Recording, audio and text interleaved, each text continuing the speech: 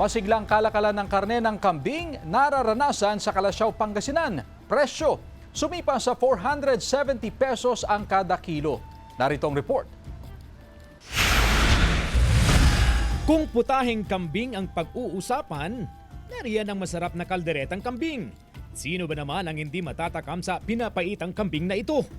At kung mahilig ka talaga sa sabaw, patog din ang sinampalukang kambing. Isa pang paborito ng mga goat buster ang napakasarap na kinigtot. Ilan lang yan sa mga patok na putahe ng kambing sa mga kainan. At malamang, kasama sa handa ng ilang pamilya, mamayang Noche Buena. Bago umuwi sa Malasiki, Pangasinan, dumaan pa sa hilera ng mga nagbebenta ng karne ng kambing sa Calasiao, Pangasinan si John. Para kakaiba naman. At saka masarap kasi may pangsabaw. Simula kahapon, tumaas ang presyo ng karne ng kambing mula sa dating 450, ngayon 470 pesos na ang per kilo ng laman.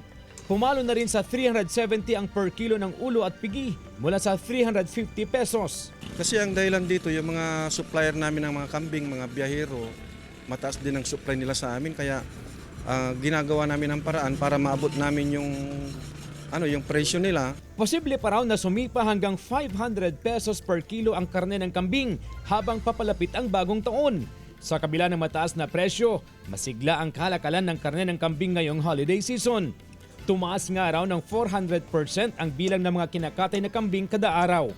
Galing sa Malasiki, San Carlos City at sa Western Pangasinan ang karamihan sa supply. May mga galing din sa Tarlac. Pero iisa lang naman ang patutunguhan. Sa hapagkainan ng bawat pamilyang mag-goat together ngayong Kapaskuhan. Kasama si Jing Dakanay, CJ Torida, One North Central Luzon.